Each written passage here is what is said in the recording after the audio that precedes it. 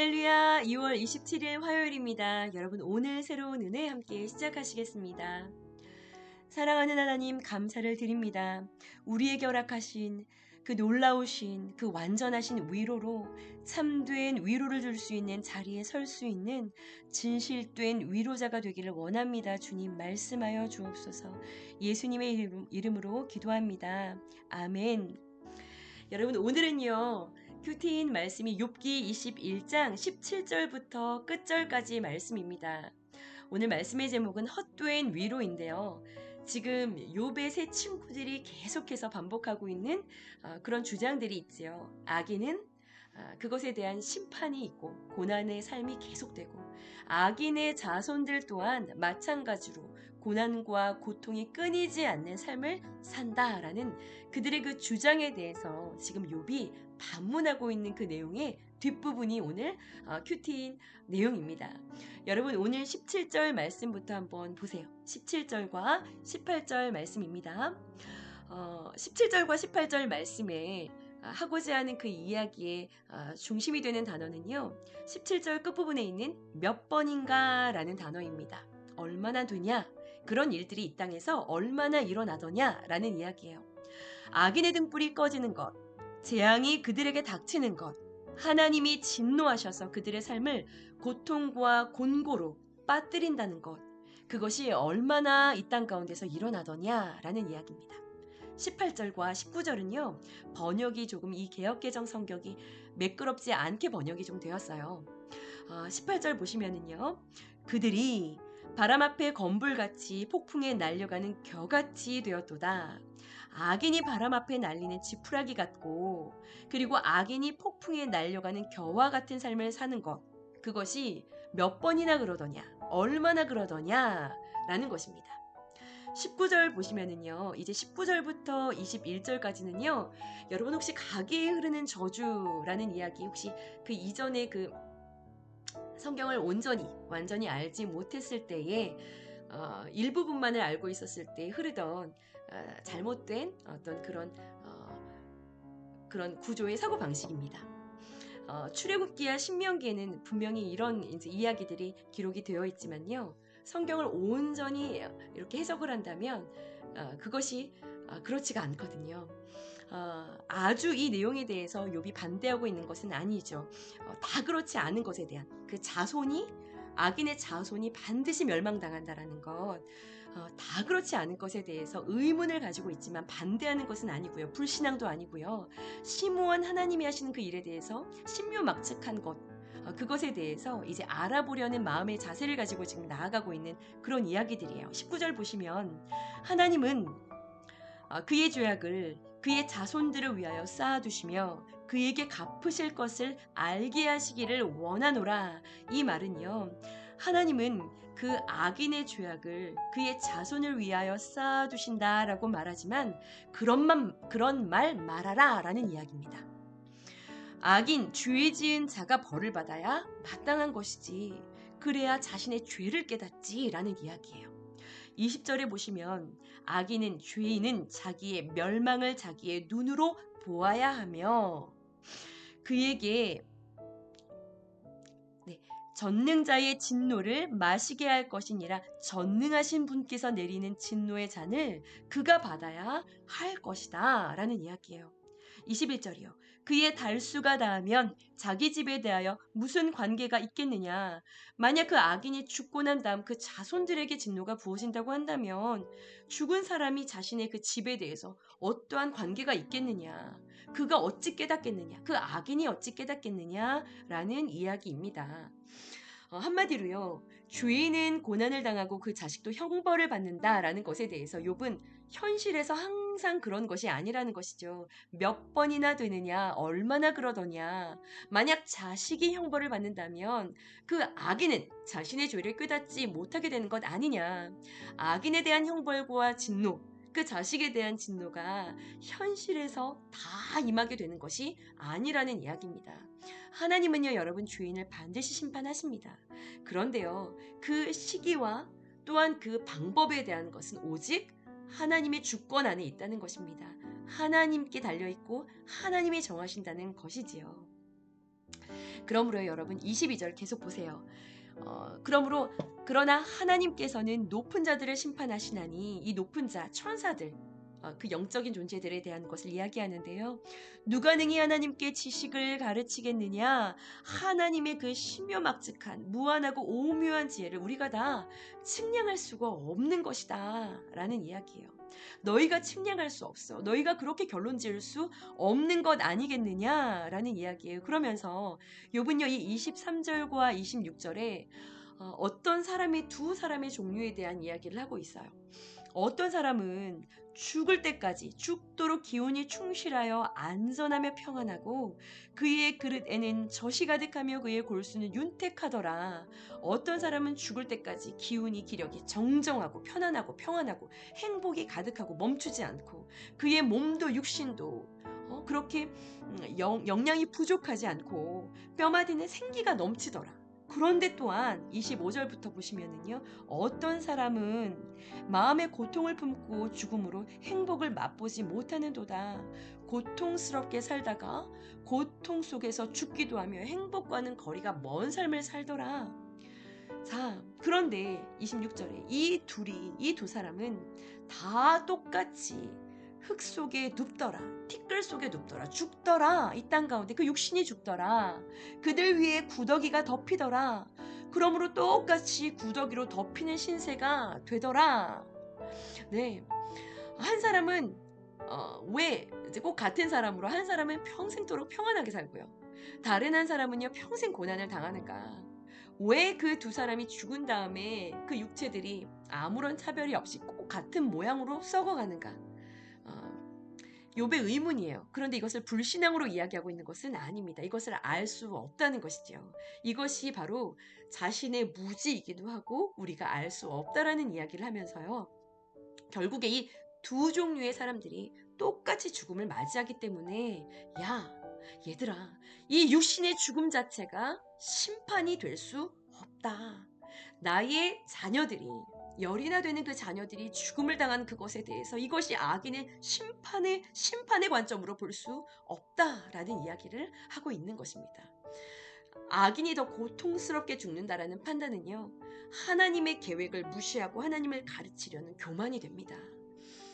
그러므로 여러분 이번에 우리 박힘 때 우리가 들었던 것처럼 우리는 하나님께서 허락하신 그 시간과 공간 안에서 하나님이 하시는 그 일들에 대해서 겸손하게 순종할 수 있어야 하는 것이지요. 네, 여러분 27절 말씀이에요. 내가 너희들의 생각을 알고 너희가 나를 해하려는 속셈도 내가 아노라. 너희의 생각, 너희의 속셈 무엇을 이야기하는 건가요? 고난을 당하고 있는 바로 그 자가 고통을 당하고 애매한 고통을 당하고 있는 이유를 알 수 없는 그 고난 가운데 있는 바로 그 자가 무언가 잘못이 있는 하나님 앞에 캥기는 것이 있는 구린 삶을 살고 있는 죄인이라는 그들의 속셈 생각이죠. 네. 그 너희의 생각과 너희의 속셈을 내가 안다. 28절이요. 너희의 말이 귀인의 집이 어디고 악인이 살던 장막이 어디 있냐 라고 말하는구나. 그 폭군의 집이 어디였더라? 그 악인의 집이 지금 어떻게 된 거야? 이런 이야기예요. 너희가 그렇게 말하고 있구나. 29절이요. 너희가 길 가는 사람들에게 묻지 아니하였느냐? 그들의 증거를 알지 못하느냐? 야, 얘들아, 길을 가는 사람들도 이러한 것쯤은 알고 있는 것이 아니냐? 악인이 항상 망하지 않는다는 거. 이 땅에서 악인의 자녀들이 항상 그런 모습이 아니라는 것. 이 땅에서 그건 길 가는 사람들도 아는 것이 아니냐. 또한 악인들이 평안하다가 죽는 경우들이 너무나 많다는 것. 그거 이 땅에 길을 지나가는 사람들도 아는 것들 아니냐. 그런데 너희는 그러한 말로 나를 위로하러 왔냐. 이런 이야기지요. 30절부터 34절까지입니다. 보세요. 악인은 재난의 날을 위하여 남겨둔 바 되었고 진노의 날을 향하여 끌려가느니라. 자, 길을 가던 지나가는 사람들의 말을 한번 들어봐라. 그들의 말을 들어봐라. 그들도 이야기해 줄 수 있을 것이다.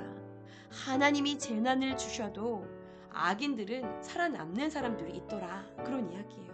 31절이요. 누가 능히 그의 면전에서 그의 길을 알려주며 누가 그의 소행을 보응하랴. 그 악인을 이 땅에서 꾸짖는 사람도 이 땅에서 없더라. 32절이요. 그를 무덤으로 메어가고 사람이 그 무덤을 지키리라. 그가 죽어서 무덤으로 갈 때에는 참 화려하게 죽기도 하더라. 33절이요. 그는 골짜기의 흙덩이를 달게 여기리니 많은 사람들이 그보다 앞서갔으며 모든 사람이 그의 뒤에 줄지었느니라. 골짜기의 흙조차 그 시신을 부드럽게 덮어주고 수도 없는 그런 죽음을 위로하고 위문하는 그런 행렬들, 사람들이 장래 행렬을 이 땅에서 따라가더라. 34절이요. 그런데도 너희는 나를 헛되이 위로하려느냐? 너희의 대답은 거짓일 뿐이니라. 악인이 그렇게 화려하게 죽기도 하고 악인이 이 세상에서 반드시 보응받는다는 그 논리가 잘못됐다는 거죠. 네, 성립이 되지 않는다는 것이죠. 그런데 지금 이 고통 가운데 있는 내가 반드시 악인이라고 하는 너희들의 그 주장과 그러한 나를 위로하려고 온 너희들의 판단과 회개하라는 너희들의 그 위로, 그것은 온통 거짓이구나. 너희들의 말은 온통 거짓이구나. 나를 아프고 힘들게 하는 것이구나 라는 이야기입니다. 여러분, 고난 중에 빠진 사람들을요, 죄인으로 몰아치는 것은요, 굉장히 잔인한 행동이죠. 제가 이 말씀 묵상하면서 그 누가복음 13장에 나오는 실로암 망대가 무너졌을 때 예수님이 하셨던 그 말씀 여러분 혹시 기억하시나요? 그 망대가 무너져서 18명의 사람들이 그 망대에 치여서 무너져서 죽었지요. 그때 사람들의 마음속에 대부분 가지고 있었던 생각은 그 무너져 치여서 그런 재해 가운데 죽은 저들은 분명히 죄인들일 거라는 생각을 지배적으로 가지고 있었습니다. 그러자 예수님께서 그들에게 무슨 말씀을 하셨었나요? 무너져 치러 죽은 그 8명이 너희들보다 죄가 더 있다고 생각하느냐라고 말씀하셨어요. 그 이야기가 어떤 이야기인가요? 그 죽은 사람들보다 너희들은 혹시 그들보다 너희는 죄가 혹시 없다고 생각하느냐? 그런 얘기죠. 일본에 2011년도에 제가 그때 이제 아이를 낳고요. 그 당시에 동일본 대지진이라고 불리는 지진인데요. 동아시아 국가 사상 역대 최대의 그 지진이 그 해저에서 일어났었어요. 사망자가 2만 명이 훨씬 넘어섰던 그런 사건으로 기억을 하고 있는데요. 그때 그 막 사진들이 막 이제 실리기 시작하자, 그 기사들이 실리자 그 밑에 그 일본의 참 그 역사상 일본이 했었던 그런 어떤 일들이 있지 않습니까? 그것들을 가지고 그 안에 많은 사람들이 그들이 한 일에 대한 이것이 저주이다, 신의 진노이다, 심판이다 라고 하면서 거기다가 정말 정죄하는 글들을 엄청 그때 올렸습니다. 네. 굉장히 많이 그 역사상 전에 없었던 그런 지진을 그 일본이 맞이하게 된 것이었거든요. 고난 중에 있는 자들을 정죄하는 것, 그것이 굉장히 잔인한 것이죠. 우리가 다 알 수 없는 영역이라는 것을 지금 오늘 욥은 이야기하고 있어요. 고난 중에 빠진 사람들을 죄인으로 몰아치는 것은 아주 잔인한 행동입니다, 여러분. 성도라고 한다면요, 그 고난의 이유를 자꾸만 알려고 하는 것이 아니라 지금 그 애매한 고난을 당하고 있는 자들에게 여러분 우리는 어떻게 해야 할까요? 구원의 손길을 뻗어 주어야 하겠지요. 고난 중에 빠진 사람들은요, 특별히 히브리서 말씀처럼요, 하나님의 특별한 사랑을 받는 대상일 수도 있어요. 그렇기 때문에 오히려 우리는요, 그러한 고난 가운데 있는 사람들을 귀하게 여기고요, 그 앞에 우리를 낮출 수 있어야 할 것입니다. 그 고난의 자리에 오늘 큐티 뒷부분에 해설 부분에 나와 있는 것처럼, 그리고 우리가 박힘 때 그토록 많은 이야기를 들었던 것처럼요, 그 고난의 자리에 함께 때로는 그 침묵으로요, 때로는 함께 울어주는 것으로 함께 그 자리를 지키며 그 자리에 있어 주어야 할 것입니다. 여러분, 바이블 캠프 그 둘째 날 점심 때요, 저희 큰아이가 엄마, 제가 그 목장 모임을 그 철로역정길 그 안에서 이제 그 미궁이라는 그 카페 안에서 목장 모임 했는데 엄마, 저는 이런 걸 나눴어요 하면서 그 점심을 먹을 때 점심을 먹고 또 한 번 먹으려고 제자리 앞에 앉아가지고 이제 그걸 막 나누더라고요. 엄마, 제가 오늘 목장 때 제가 빌닷이었다고, 제가 소발이었다고, 항상 제 말에는 정죄와 판단이 있었던 것 같다라는 그런 이야기를 나눴어요. 엄마, 저 잘했죠? 이제 이런 이야기를 하는 거예요. 그랬어, 너가 그런 얘기를 나눴어. 네. 그런데요, 잠깐 뒤에 그 점심을 먹고 나서 저희 이제 둘째 아이가 빠르게 이제 그 점심을 먹는 장소에서 나가면 그 이제 중앙에 또 카페가 있었잖아요. 거기로 이 아이가 막 달려가는 거예요. 저도 막 달려갔죠. 거기가 이제 아이들이 들어갈 수 없는 곳이었기 때문에 거기를 또 이제 막 들어갔습니다. 그 아이를 이제 데리고 빨리 강의실로 가려고 데리러 막 달려갔는데 거기 그 카페에서 우리 이제 성도분들 몇 분이 이제 차도 마시고 아이스크림도 드시고 계시는 거예요. 그런데 이제 저희 아이가 하는 얘기가 저한테 들려왔습니다. 근데 이제 예의 없는 이야기들을 하는 것이 이제 제가 막 이제 들려오는 거예요. 그래서 이 아이 손을 잡고 죄송합니다 하고 이제 코너를 돌아서 제가 이 아이를 이제 꾸지란 거죠. 사무엘, 너 그렇게 이야기하면 어떡해? 그렇게 예의 없이 행동하면 어떡하니? 그런 말을 거기서 그렇게 하면 어떡하니? 잘못한 거야. 이제 이런 이야기를 하고 있는데 큰 아이가 이제 뒤에서 저를 따라오고 있었던 거예요. 제가 하는 이야기를 이제 듣고 있었던 거죠. 그리고 저는 이제 이 아이들을 데리고 강의실로 먼저 들어가서 이제 이렇게 앉아 있는데 그리고 이제 잠깐 자리를 비웠어요. 그리고 다시 강의실로 들어갔는데 큰 아이가 저희 작은 아이 옆에 앉아서 막 뭘 얘기를 하고 있는 거예요. 막 설명을 하고 있는 겁니다. 굉장히 심각한 표정으로 막 이야기를 하고 있는 거예요. 그래서 이제 제가 가서 옆에 앉았더니 그 이야기를 끊을 수도 없어요. 그 둘째 아이를 막 야단을 치고 있는 거예요. 이제 둘째 아이는 저한테 그 꾸지람을 당해서 너무 속상해서 풀이 확 죽어서 이렇게 하고 있는데 그 아이 옆에서 이런 얘기를 하고 있는 거예요. 너 정신이 있는 거야, 없는 거야? 너 그게 옳은 거야? 너 가서 사과드려. 지금 너 사과 안 드리면 진짜 형이 너 가만히 있지 않을 거야. 너 그게 너 아이스크림이야? 너 지금 아마 김신우 목사님한테 가서 물어보면 너 가서 바로 사과하라고 하실 거야. 너 빨리 가. 너 지금 말 안 들을 거야. 이런 뉘앙스의 이야기를 계속 하는 거예요. 방금 전에 자신이 엄마, 내가 소발이고 내가 엘리바스고 나 빌닷이라는 그런 얘기를 제가 나눴어요. 네. 그런데 속상한 동생을 이제 위로하는 것이 어려운 거예요. 자꾸 옳고 그름만 이야기를 하게 되는 거죠. 바이블 캠프 때 이야기했던 것처럼 시간과 공간에서 여러분 살아내십시오 라고 했던 것처럼 너무나 오랫동안 그 두터운 율법이라는 옷을 우리가 입고 있었기 때문에 시간과 공간 이 속에서 적용이 잘 안 되는 거예요. 제가 그 모습을 보면서 가만히 눈을 감고 저 또한 저의 큰 아이가 이것을 다 나한테서 배운 것이 아닐까라는 생각 때문에 제가 아무 말을 할 수가 없고 제 모습을 돌아보게 되더라고요. 잠시 뒤에 저희 큰아이가요. 김신우 목사님한테 가서 이 문제를 다시 이야기를 막 하는 거예요. 그때 김신우 목사님이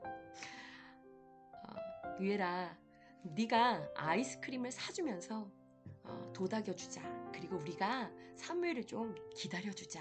이런 이야기를 하시니까 알았어요. 그러면서 가더라고요.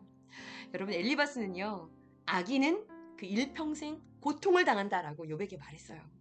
너 그렇게 하면, 너 그렇게 행동 계속하면 너 진짜 혼난다. 너 진짜 큰일 난다, 망한다. 빌닷도 이런 이야기를 했죠. 악인의 불꽃 꺼지고 빛나지 않을 거다.